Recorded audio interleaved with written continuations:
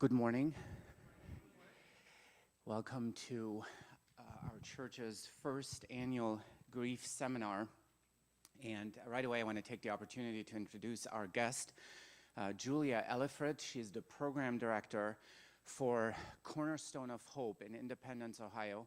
I've had the privilege to working with Julia for almost 10 years now. Her and her team have participated up north in Ohio in several seminars that we have organized, and I can tell you that even though this is a grief seminar, it is our hope and our prayer that you will be leaving here today with a message of hope for those of you who have lost a loved one. And she is, very knowledgeable in this field. She's an expert, and it's just a real honor to have her. Let's give her a hand. And I want to also commend you for being here today, because I realize that this takes, some strength on your side to be here. We're going to probably have some moments where, you are going to have memories come flooding back in your heart and mind about your loved one that you're thinking of. And we thought it would be very befitting today to start with a candle lighting ceremony. We encourage you to bring a framed picture of your loved one, and feel free to share a few words about your loved one.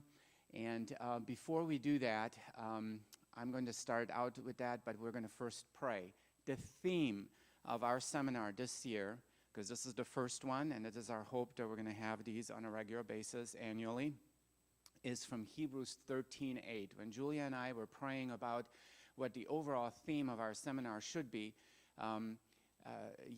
this passage in Hebrews 13:8 says that Jesus Christ is the same yesterday, today, and forever. And in a changing world that we live in, I think that's very much something that we need to know, that we have a God who does not change and who we can, build our lives on. And who has a purpose for us. And then the title of our seminar is God is always with you. And that's something we need to hold on to. And I shared with Julia already that I took a picture frame, an empty one, and placed it on our table here with the rest of the pictures that you brought. And I'm going to light this candle.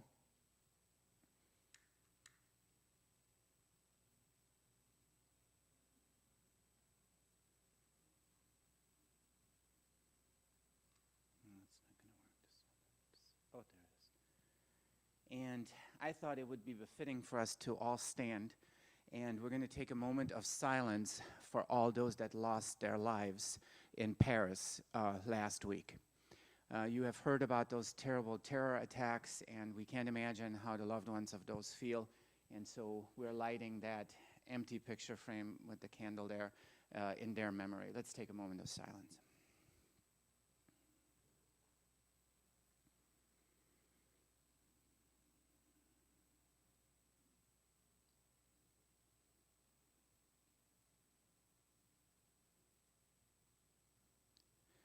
Lord, we do pray for those families in France and others that have been affected by that you would show yourself mighty in this tragedy and draw near to those that are dealing with this terrible reality now with the loss of their loved one. And we pray that you would draw near to them, as you are the God of all comfort. And we're all here today remembering a loved one, and I pray that as Julia speaks to us, as we interact with each other, as we share our own memories, that you would draw near to us and help us in our time of need. You are a very present help in time of need, and we're counting on that, dear Lord, in Jesus' name. Amen. You may be seated. And then I brought a picture of my dad. His name is Laszlo Szemesi, and he was born in 1940, and he died at the age of 62 in 2002 in Serbia. He had many health problems, including Parkinson's disease, very severely. And so as I'm lighting this candle, I just want to honor his memory and thank God for his example. He was a very hard worker, and one of the things, I learned many lessons from him. One of them is that he would always say that hard work has never harmed anybody. And I agree. There's a lot of work to be done, and he certainly was a hard worker and a wonderful provider, and I honor him today. And I just want to encourage you to come forward, and I don't know who would like to go next. We don't have a specific order. Does anybody would like to go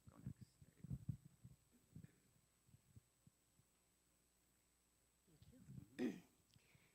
I have a picture here of my 3 grandchildren. Each died of cancer a few years apart. Yes. Yes. Casey, Chris, and Jamie.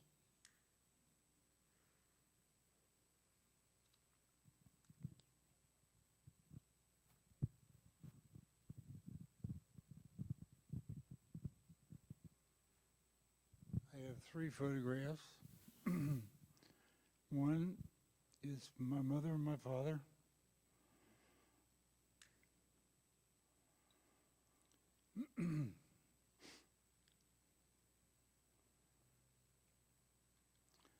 The second one is Martha's mother and father, Jasper and Wilma Murphy.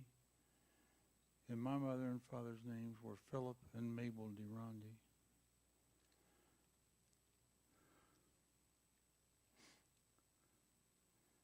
This is the love of my life. Martha. Grief does not start at death. Grief starts when you're taking care. Martha's still with me, and I love her very much. And I grieve for her. Thank you.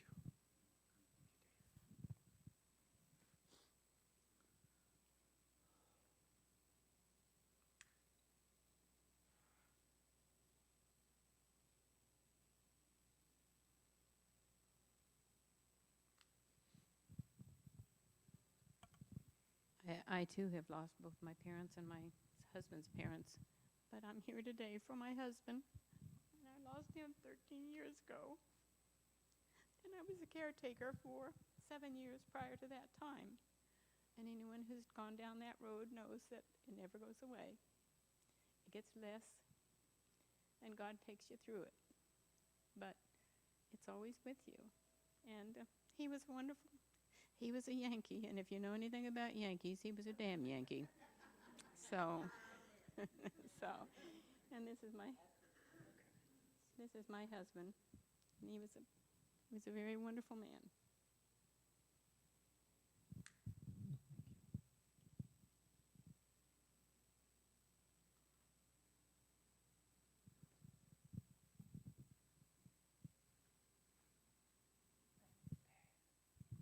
Hi, I was invited here today and I was not asked to bring a photograph, so I have no photographs of my loved ones. Both my parents are deceased. My dad died in 2004, my mom a year later. I lost my first husband at the age of 42, and I lost my second husband last year at age 53, and about 3 weeks ago, my dog of 13 years passed away. So I've had a lot of losses in my life, but I honor each and every one of them. Thank you, Monica, for sharing.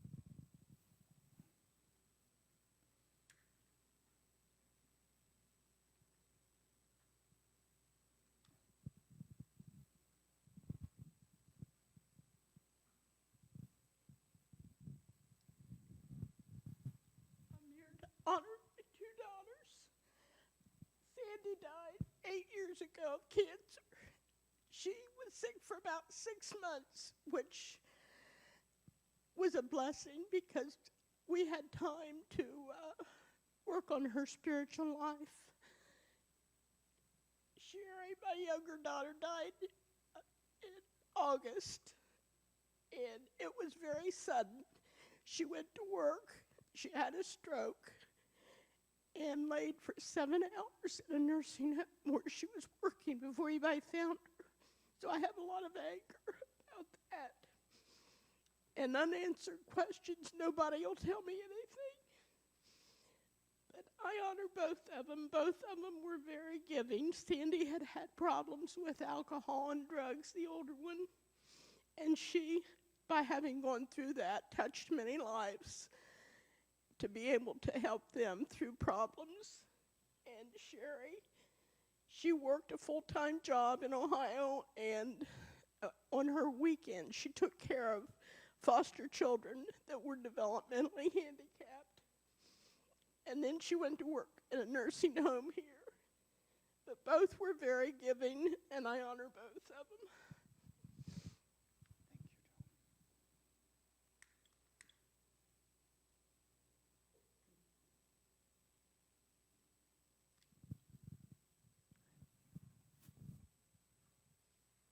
I honor my husband, Bill.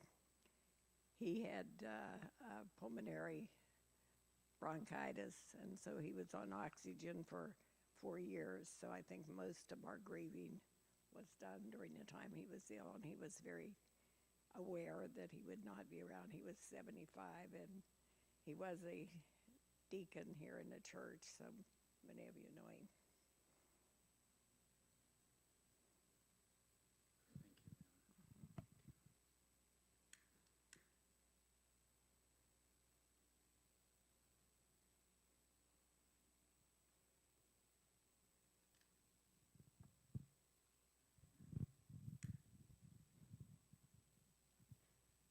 I honor my husband, Norman.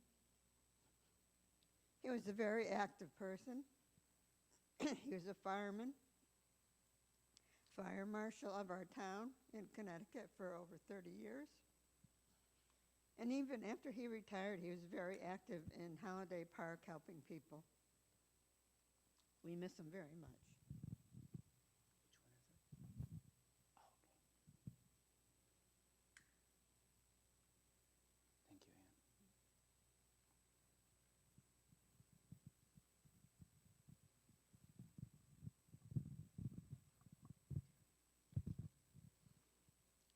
I honor my mom, my dad, and my 2 brothers, Walter and Bobby.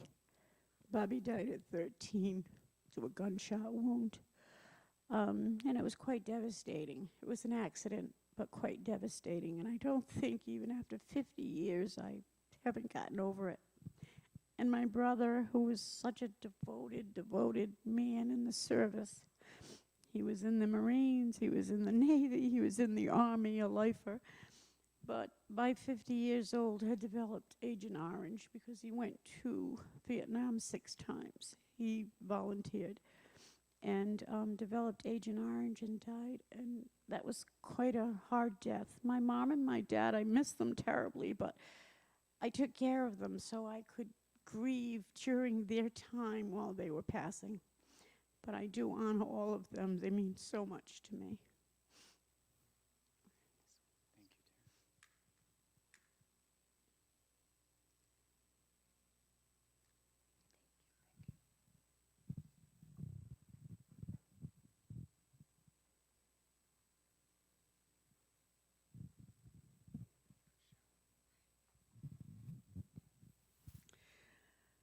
Both my parents died 19 years ago. My father had prostate cancer. I brought him home to Connecticut to die, and my mother died 55 days later. I had a brother who died when he was 27. He was in a hit-and-run accident. He went through the windshield and was killed instantly. But October 11th, my beautiful 6'3" husband, inside and out, passed away unexpectedly while we were camping in Vermont. So I'm trying to do the best I can, which is okay in public, but not so good at home. But I just wanted to honor him today. Yes.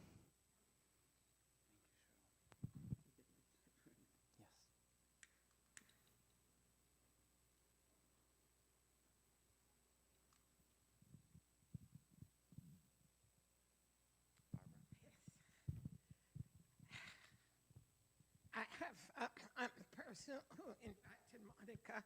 I forgot to tell her to bring pictures, and I forgot pictures too. But my grief is a little bit different. I don't think many of you know that 40 years ago, my husband and I and family had to flee Jamaica because his life, my husband, his life was threatened, and he had a very, should I say, outstanding, job, and in the corporate world, and it was during the time of the Cuban Missile Crisis, and we were a threat to the country because we were elites. We were 40 years old. We were not from an elite background, but we went to college in England, worked hard, and were very successful, had a beautiful home, and he was being vilified on the radio, and it was just a terrible time. So in 6 weeks, I had to pack up, leave my beautiful home, and all my friends, family, and everything we had, and flee to Canada. The Canadian government took us in as pretty much refugees. And so I have great empathy for the Syrians who are fleeing. And we had to start all over again. He was 42, and I was 38. And we had 4 children. So that was the biggest grief, I think, in my life. Our friends around us were being killed. And I just told my husband, I can't bring up 4 children without a husband. So we need to do something. So that is the biggest grief in my life. After that, my parents got sick, and I went home back to take care of them at different times, and they both stayed. And I had wonderful parents. They did everything they could for us. They sent us to very good schools. My father was a minister, ended up being a minister. My mother, a hospital matron. And they taught us how to love people, how to love God, how to get down on your knees and pray. And I have not stopped doing that. And that's my story. Thank you,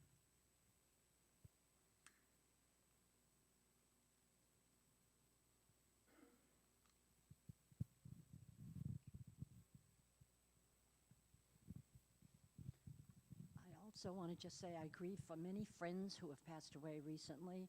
One, a very dear one, just 3 days ago up north. But my husband of 53 years passed away, will be 2 years this January. One friend said of Ralph, he never met a person he didn't find a connection to. He was very active in this church. He loved this church and all its members, and I honor him today.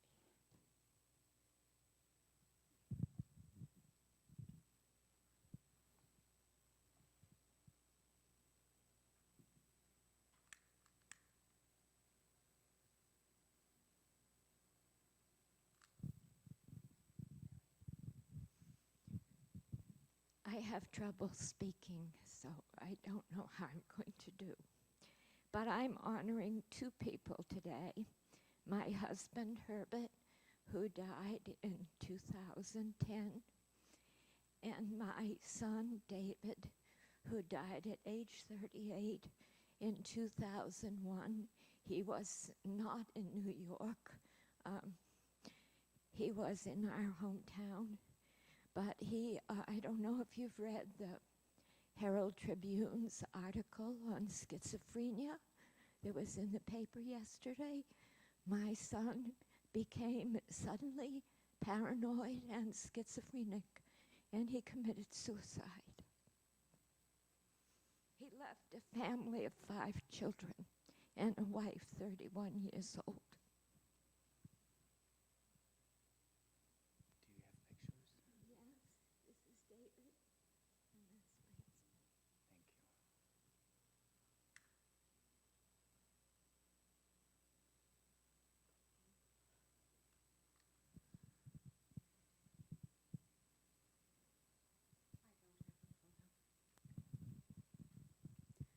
my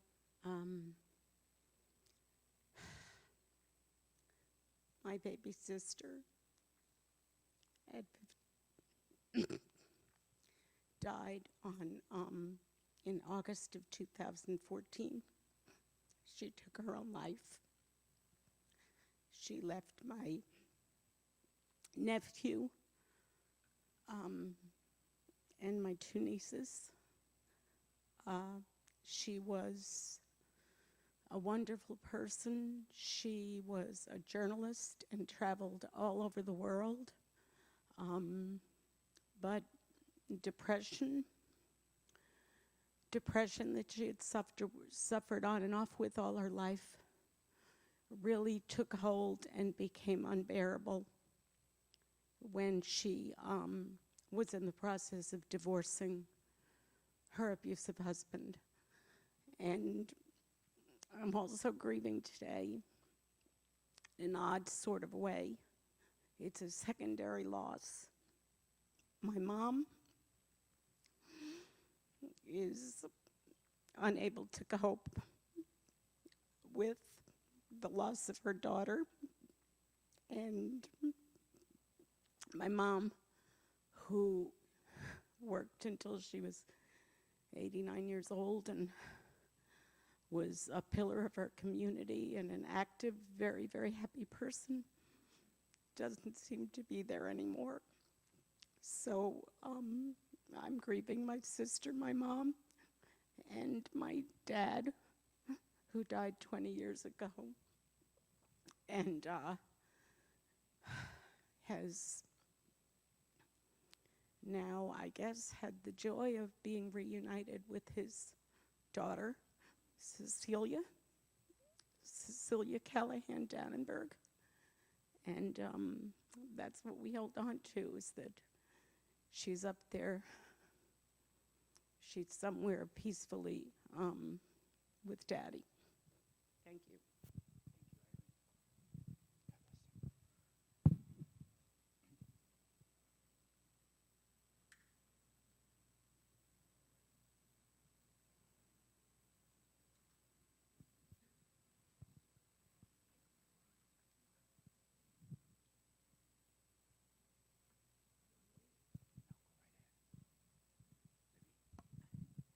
I want to honor, actually, many people, two husbands. He died at 36 and left two sons. And this is the man that brought up his two boys. We also have a daughter. And they certainly appreciated him as well as I did in our lives.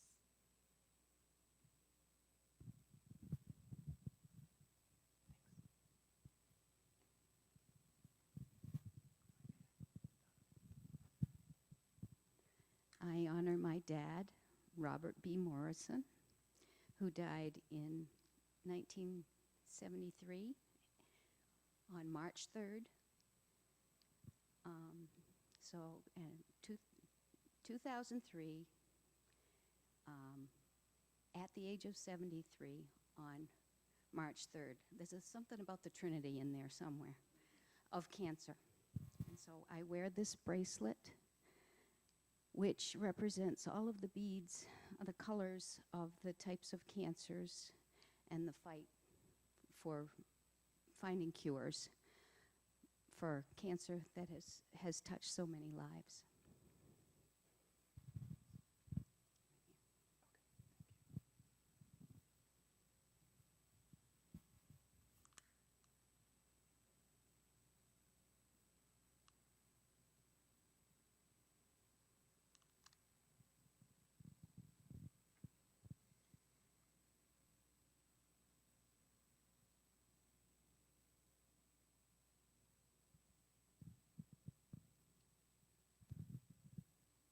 This is my wife, Gloria. We were married 59 and a half years. And she was my friend, my love, and was a guide and a help for me. Died in 2010 of cancer. Thank you, David.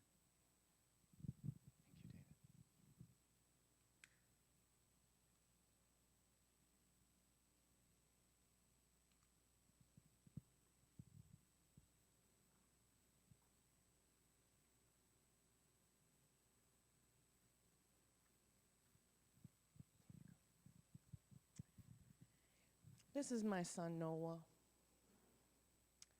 Noah went to go be with the Lord in December. He loves Jesus. He told many people about the Lord. He was always filled with encouragement. He sang here. He's come here. He's been part of the Northport High School men's guys choir, and he has been here to perform. And I just know that God, he is part of the living, and someday I'm going to get to be with him again. He's 19 now, if there's ever an age in heaven. He was diagnosed with Hodgkin's lymphoma. He struggled with that for a couple of years. And I don't know why God allowed him to die. I won't know until I get to be in heaven with him, but then it won't matter because I'll get to hug him, and I know he's up there singing with the other angels.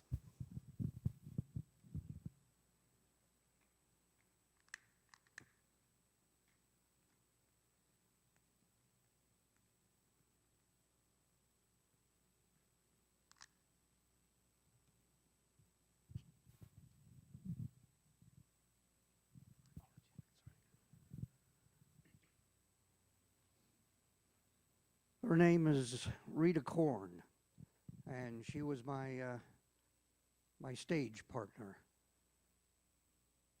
What a lady she was. We just had a celebration of life for her at the theater, and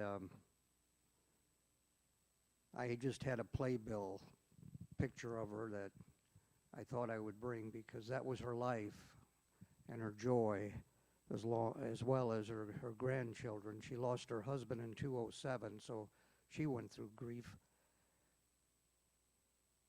But you know, this was unexpected. I've had losses in my life, but we had just finished a play. We were ready to do another one. We had talked about it. In fact, we had several things scheduled to do. She was so excited about it. She got a cold, went to bed for a nap, and never woke up. But I really believe God called her name, and it was time to join a celestial stage, and that's what happens. So unexpected. And I asked why. She was so full of life, so many things to do. Why now? But those answers don't come to us here on earth. We'll know about it when we get to heaven. But you see, our lives are in God's hands. And so I'm coming to grips with that, and hopefully healing will take place. But there's a hole there, and we all have those holes. And maybe it's to make us more human.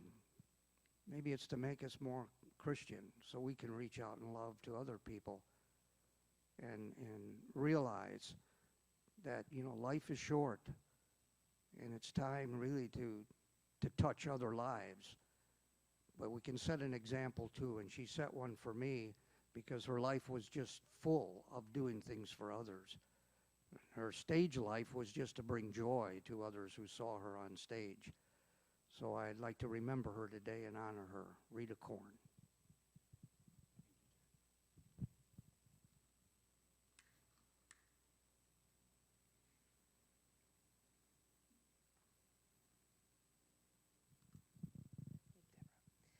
I'm here for my son, Rob, who was 35, passed away last December 17th, and it was very unexpected. He was a carpenter, very strong, and he had a 3-year-old daughter and a 6-week-old daughter that he was babysitting for when his wife went out Christmas shopping, and she came home to find him dead in the bathroom. I guess he'd taken the little one in to go, and because she was being diaper trained, and So it was a big shock to everyone to lose him like that.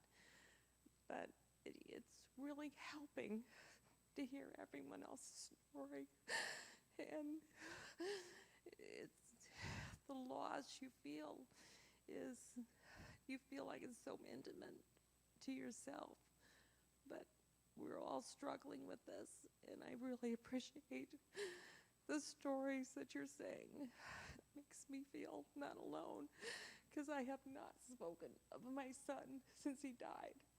I haven't been able to say his name, but I am understanding that speaking of them and being happy for their existence is really a healing process. So, thank you. Thank you.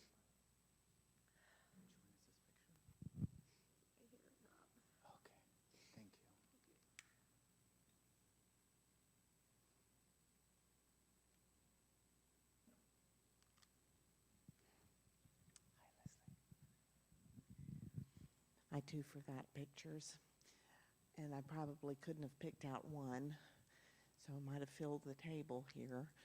But many losses in my life, and not just to death. I think we grieve divorce and all sorts of grief. But if I could have brought one, I would have brought my precious daddy, who died when I was 12 years old in a drowning accident. And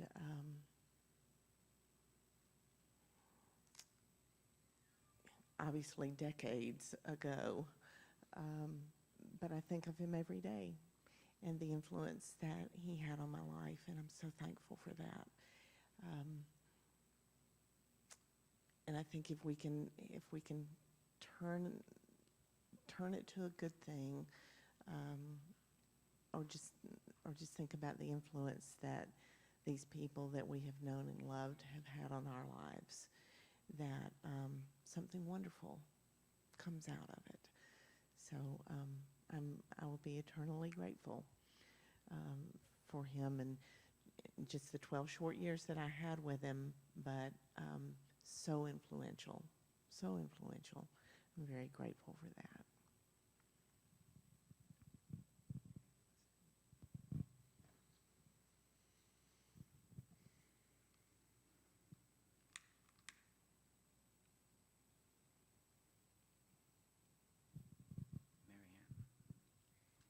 I brought pictures of the 3 people I lost in the last year and a half, my mother and my husband and my daughter. And I think after they were gone, they taught me a lesson as I had to clean out 3 houses. Don't acquire more than you can take with you.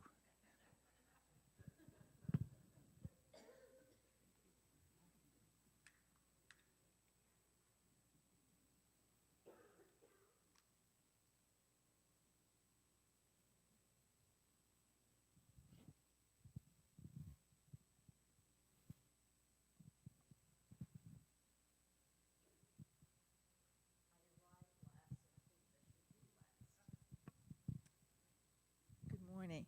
I came from Bradenton, Florida, and just got off work at 8 o'clock this morning. I had planned this when I heard about it, and there wasn't anything that was going to keep me away, even the traffic, as much as I hate it. I didn't think of bringing framed pictures, because I carry these pictures with me in my wallet of both my parents and my second mom, who recently passed away, and they were all 92 when they passed away. So I'm hoping that I can go to 92. It gives me a few more years. I love my parents very much. They were very good to us, my brother and myself, very good Christians, and showed me a good life. I recently lost my husband. His picture is in my phone, and that's been very difficult when things are unexpected. But the biggest grief, because I know that they're all with God, and that's a good feeling. But my biggest grief is, right now, is my baby son, who's 35, who has had a drug addiction for a great many years. He was 60 days clean after many years of prayer, 60 days clean. And now he's incarcerated because of somebody that put him at the wrong place at the wrong time. I'm grieving that at this point that he can find himself again. He's nowhere near out of the clear. But I know that when he's home again, that he'll touch others before God calls him. So I do pray for him every day. Thank you.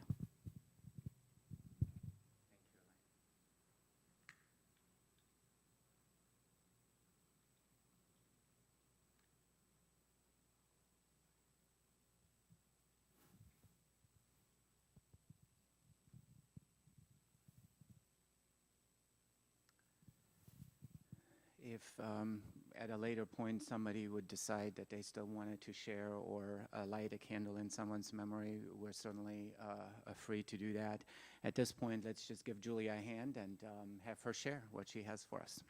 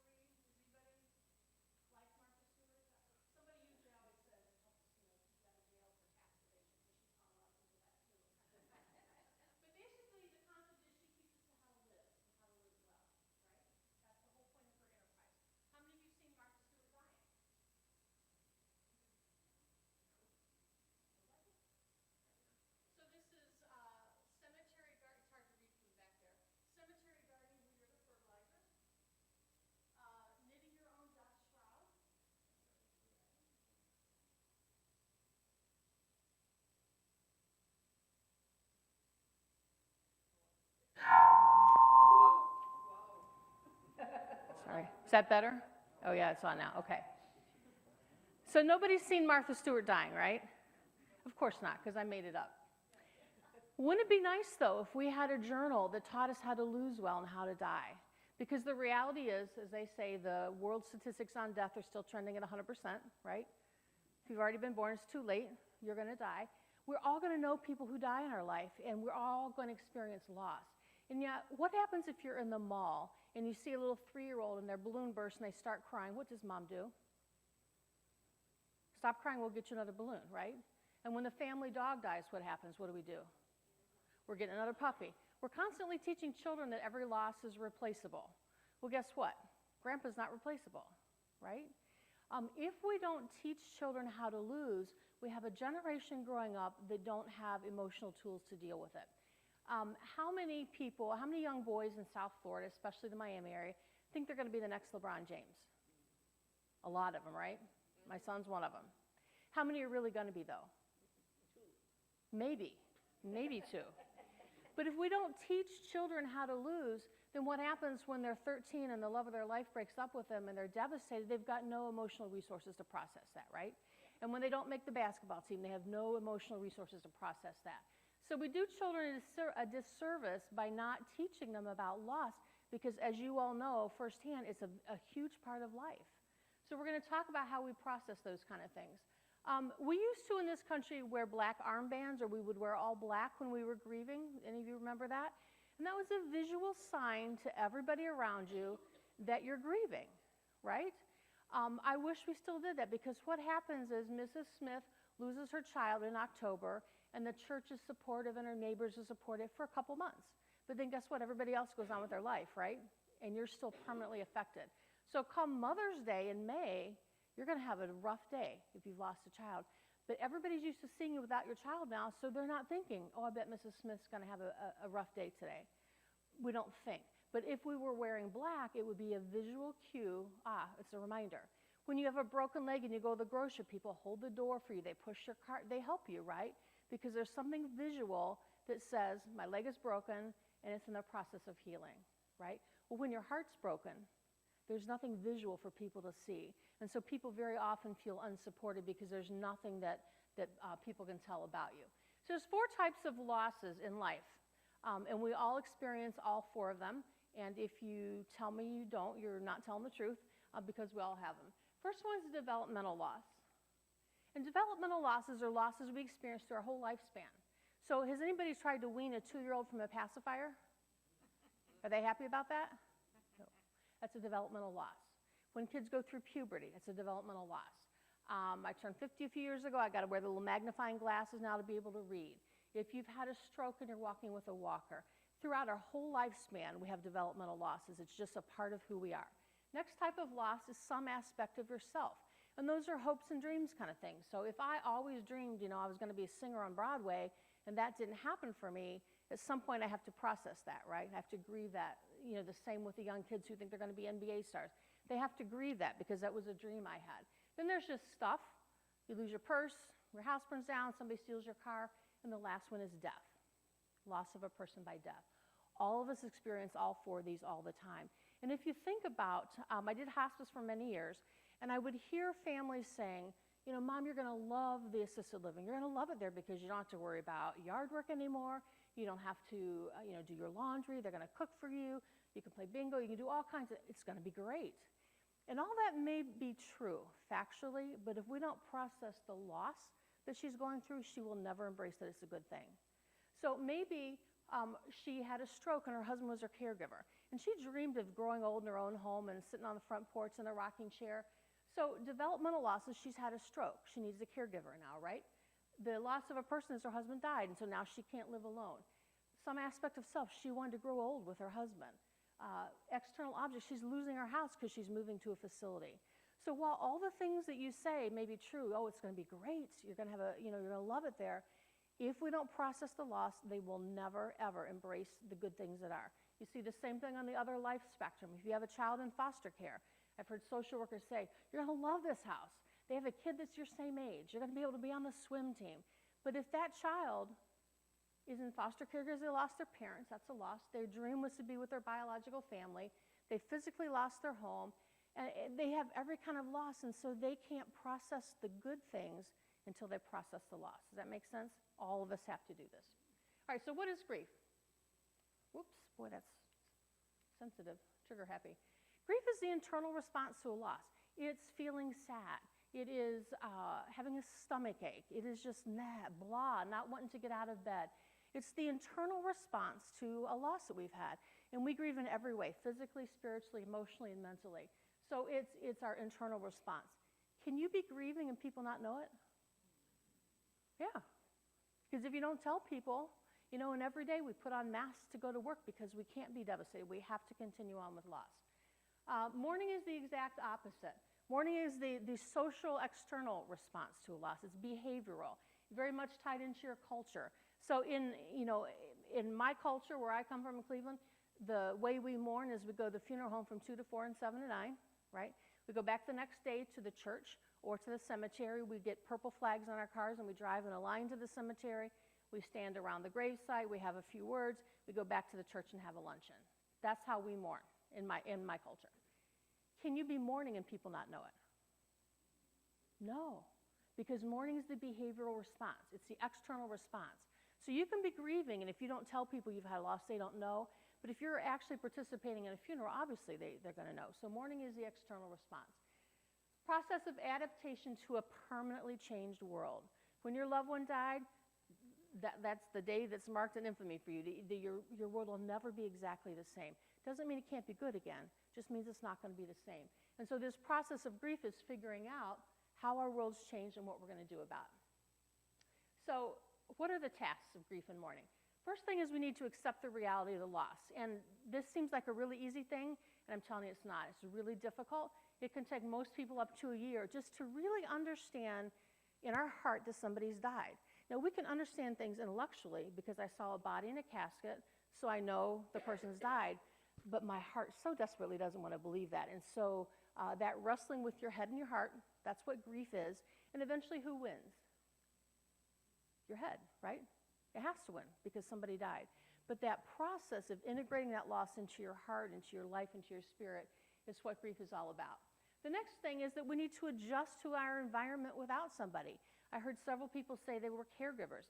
If you were a caregiver for a loved one for years and that loved one died, what's my role now? Like, what's my job? My identity was tied into that job of caring for somebody.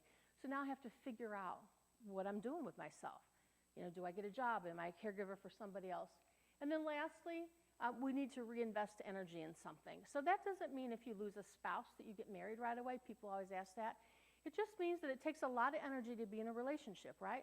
Hi, how you doing? What's going on? It takes energy to do that. When somebody dies, all that energy is being spent in the grief process.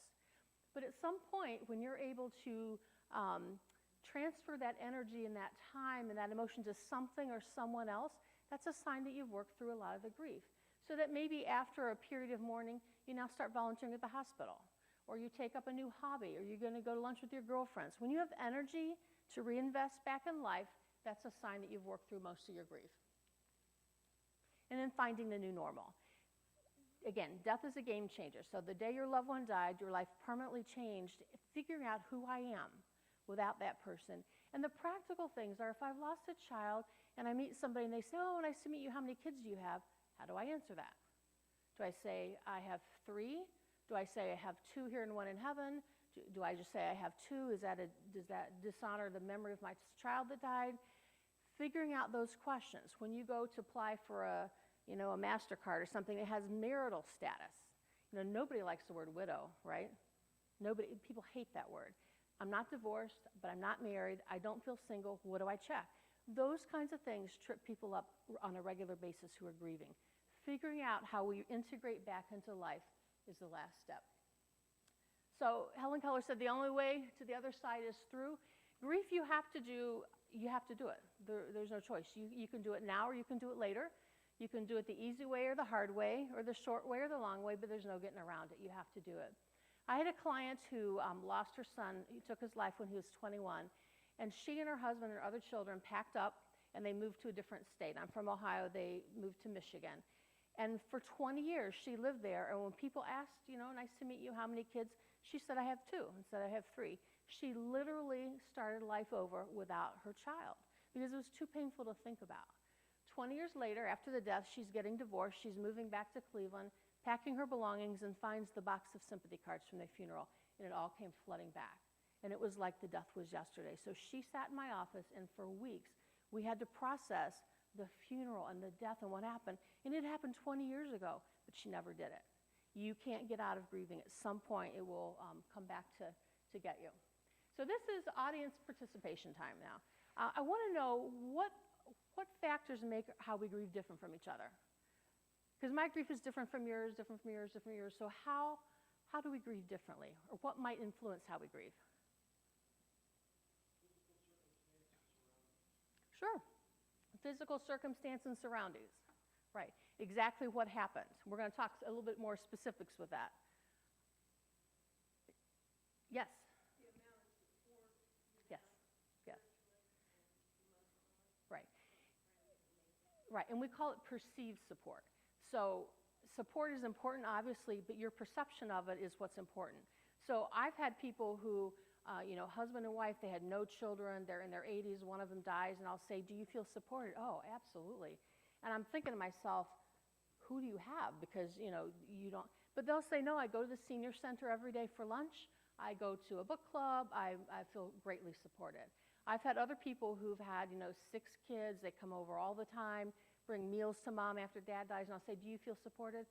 No, I got nobody. And I'm thinking to myself again, you've got you do have people. We always want to start with their perception. You can never move somebody till you join them where they're at. So absolutely. What else? How about men and women? You think we grieve differently? Yes.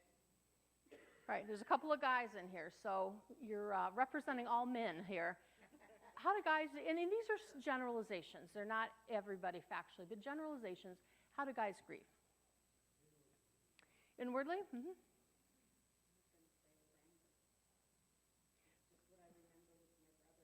Mm-hmm.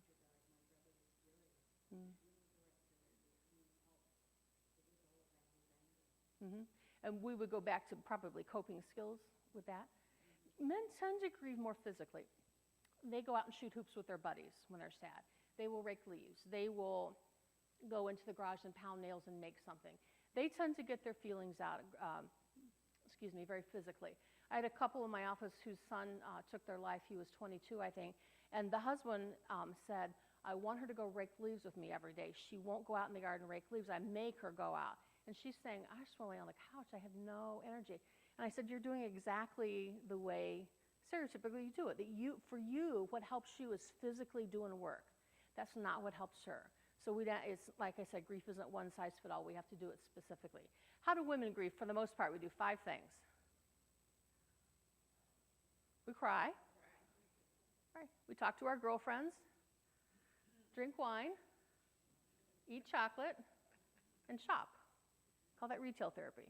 That's how, and again, generalizations, but we do it more. We are more into processing our feelings and talking about them as a generalization. What else?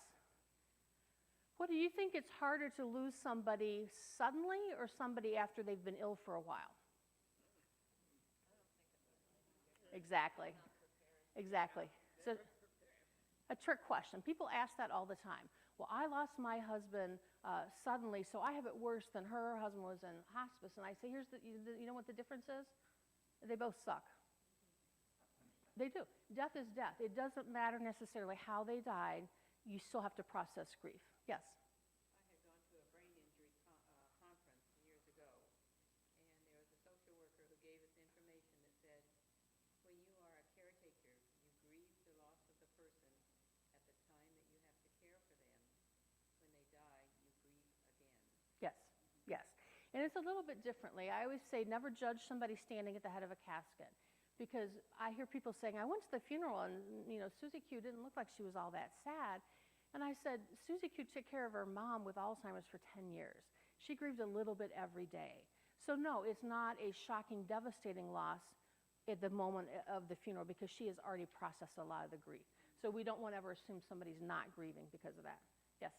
Yes, I lost Sandy after 6 months of watching her go through chemo and dying. Mm-hmm. And I lost Sherry. She left for work and didn't come home that night. And a friend asked me which was worse, and I said neither. Right. Right. Neither. Right. The grief is a little bit different, but they're both equally devastating. If you have somebody that has a long-term illness, you're able to do things like say, Mom, we're going to miss you, but we're going to be okay. And I love you, and I forgive you, and, where'd you hide that money in the Cayman Islands, and all that kind of stuff. You have the opportunity to do that before somebody dies. If you don't have that opportunity, it can make grief different or a little bit more difficult, but the death is still equally terrible. What else? How about the age of the person? So the age of the person who died, in this country, we mourn more for a child that dies than a senior. If a 4-year-old dies, it's going to be on the front page of the newspaper every time. Seniors die all the time in nursing homes and hospitals, and it's never in the paper. I don't agree with this, but we've just, as a society, deemed it's more valuable to lose a child. That's more difficult. The age of, hang on one second, the age of the person who's grieving also makes a difference. Kids grieve very practically. They will come up and say, Grandpa doesn't have his glasses on in the casket. How is he going to see when he gets to heaven? You know, and so you process just that factual information. Well, why can't we go visit Grandma in heaven? And you process that. Why doesn't he have shoes on in the casket? Their questions are always more practical than they are emotional. I'm so sad. Adults, we tend to overwhelm ourselves in grief. We do a lot of crying and processing. Teenagers are a whole different culture. We do a lot of journaling with teens because typically they don't want to talk about their feelings. Great time to talk to your teens about grief is when you're in the car because everybody's eyes are facing forward. And that intimacy that you have with eye contact is really difficult for a lot of kids and teens. So if you take that away, you process in the car, you'll get much more information than if you expect them to sit across the kitchen table and tell you how they're feeling. So I saw a hand somewhere. Yes? Those who have lived with their spouse for over 50 years or many years probably have a greater loss than the parent with the child who they just have grieved for because the person with the spouse, they have relied on each other for a relationship for many years. Yeah. Loss there is a different type of loss, totally. It's a different type of loss. It's not worse loss or better loss. It's just a different type of loss. Exactly. Exactly. Right. Right. Right. The other thing about it, we call it anticipatory grief, grieving ahead of time, is that just because somebody is in hospice or they have an illness, doesn't mean you're doing the grief work. There are a lot of people who think God's going to heal their loved one, or they're not going to die, or they're, in denial, or they're thinking it's not going to happen. I had a lady who, when I was doing hospice, her husband was 30, and she said, God's going to heal him. He's not going to die. And every day we would go out, she wouldn't take care of him. Well, if he's laying in the hospital bed in the living room, God's not going to heal him. We talked about, God's pretty big. If he wants to heal him, he can still do it, even if he's in the bed. She wouldn't do it. She wouldn't give him his pain medicine. He died terribly in pain because if he's taking his pain medicine, God's not going to heal him. At the funeral, she said to me, Julia, why didn't somebody tell me he was dying? If I'd known he was dying, I would have done things so much differently. And I would never say this, but the bubble over my head was, oh my gosh, we told you every day. But she couldn't hear it. That's how strong the denial was. She could not hear it. So just because you have the opportunity to grieve ahead of time doesn't mean you're going to. One of the best questions you can ask somebody who's grieving is, did you expect the death to happen? I have people who, I had somebody in my office a couple weeks ago, her loved one died very suddenly in a car accident, and I said, did you expect the death to happen? I kind of did. And I'm thinking, how could you have known? Well, I went to a medium, and they said something bad's going to happen to your aunt. And so when I got the phone call, I just thought, well, I kind of expected it. Now that's different type of thinking for me. I've had people, again, like the woman I just spoke about, who, when you're in a hospice for 6 months, you sign, I know I'm going to die from my disease, but did you expect the death to happen? She clearly didn't. So the grief is different. It's not that one's harder or easier, just they're different. So understanding, did they expect the death to happen is very important. All right, let's see how many we've got here. That's squished. Okay, but the first one says the nature of the loss. So an example I use is if I went to the doctor and they said, Julia, you've got a bad heart, you really should not be exercising, I would say, thank God, I hate to exercise, right? Anybody with me? Right. If LeBron James went to the doctor and they said, you've got a bad heart, you can't exercise, that'd be devastating to him, right? It's the same loss, but it means something different to me than it does to him. So what that loss means to you, the nature of the loss is what's important. I think that's what you were referring to earlier. Role losses. So you grieve not only the person who died, but all the roles that they had. So if there's an elderly couple and, the husband dies, a lot of women, who are in their 90s never kept a checkbook, and a lot of them didn't drive.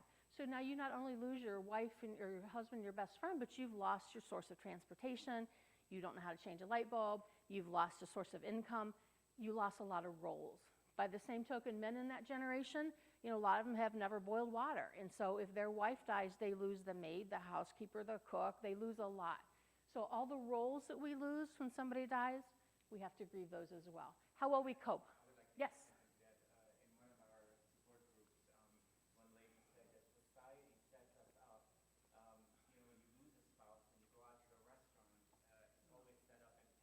Mm-hmm. Right. Exactly. It's like being a fifth wheel or a third wheel. Everything is done in couples. Really, really difficult. That's when support groups are important because you will connect with other people who've had a very similar loss, who then you can get together with and go out to dinner. Yes? And today, I was hoping my friend would be here, but she's flying in today. But she doesn't go out with, she used to go on a lot of cruises. Mm-hmm. I know she refuses to go because her husband is dead. Yeah.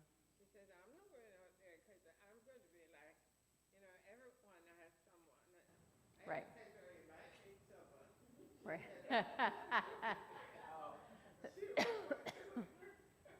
That's good.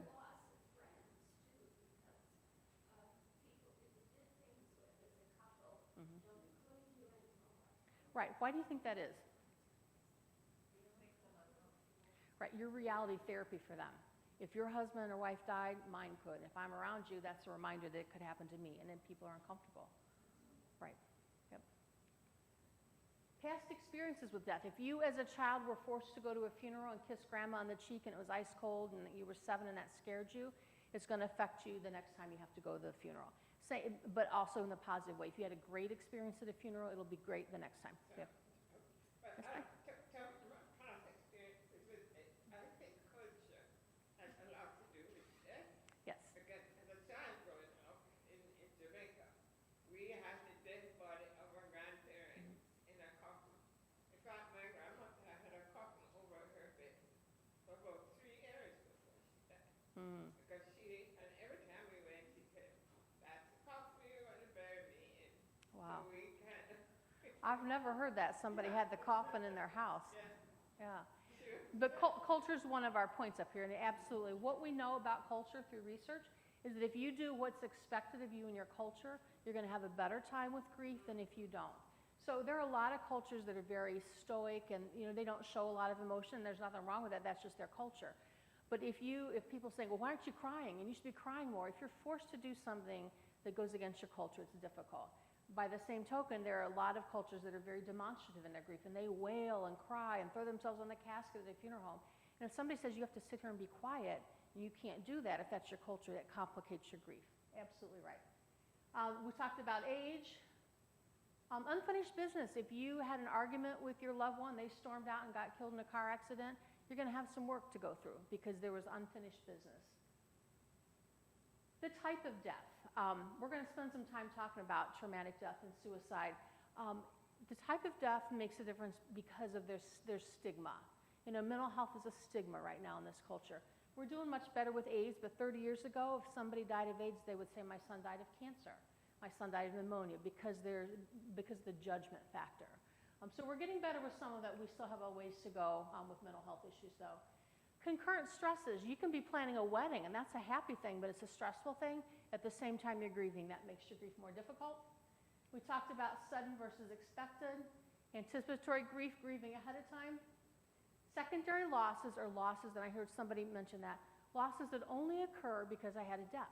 So if I'm married and I'm a stay-at-home mom with my kids and my husband dies, now all of a sudden I have to go get a job, right, to be able to buy groceries. So my loss of a role as a stay-at-home mom is only because somebody died. That's a secondary loss. If my husband and I are both working and he dies, I can't afford to make the house payment with just my salary, so now I have to move to a smaller apartment. The primary loss was the loss of my husband, but then the secondary loss was I lost my home. That make sense? Okay. Culture we just talked about. Perceived support system, again, it's always perceived.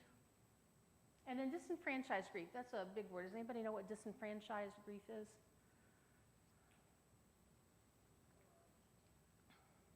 It's grief that we can't talk about.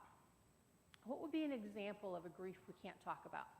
The suicide when I was going to say this in relation to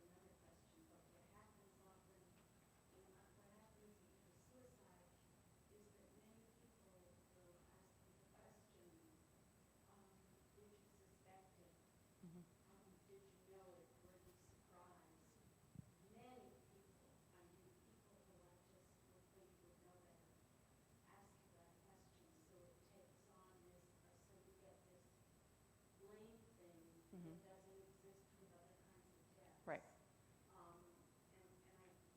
don't know that that's disenfranchised grief or not, but it's certainly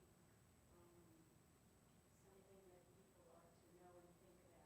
Exactly. With suicide being on the rise the way it is, because it's devastating. I Mhm. mean, I would sit with my siblings and we talk about, you know, who knew, who suspected. I was with her for several weeks before, so everybody who asks the question, you think, God, Mhm. did I know and ignore it? So, I don't know, is that disenfranchised grief? It can be, absolutely. Another example would be abortion.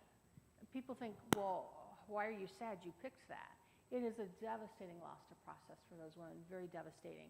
If I'm having an affair with a married man, and I'm not, so don't put that on the evaluations, but if I was, and he dies, am I welcome at the funeral?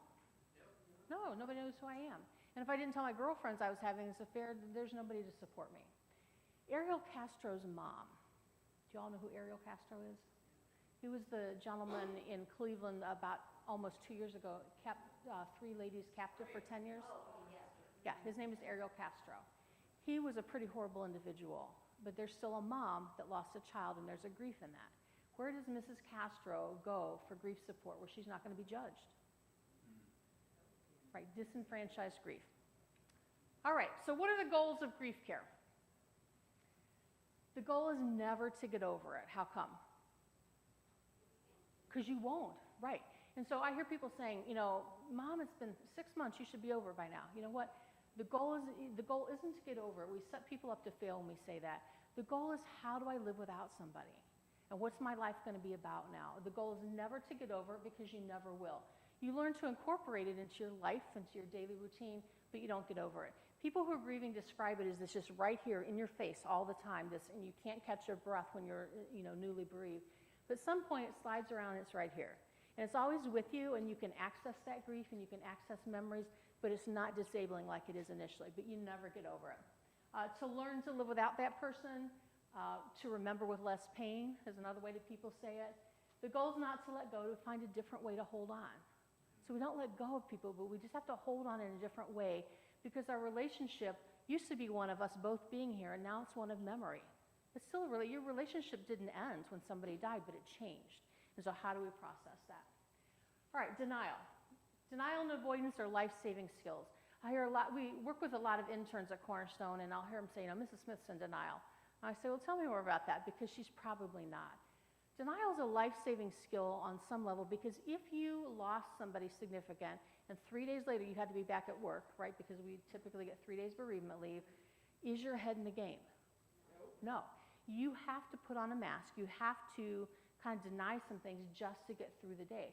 I would say if I was having brain surgery, I wouldn't want my surgeon's wife to have died, you know, a week before, because they're not going to be fully participating. Going back to work is very, very difficult, and it takes a lot of processing. So when we avoid talking about things, it doesn't mean that we're over it, that we've forgotten. It just means in the moment we can't talk about it. I had a client who was a nurse, and she lost her son very tragically. I think he was 20 or 21. And so she called the hospital, her department, and said, when I come back to work, I don't want anybody to ask about it. I need to focus, because again, if you're an RN, you're passing meds, and like you got to have your head in the game. So the boss sent out that email. When Susie Q comes back, nobody's safe.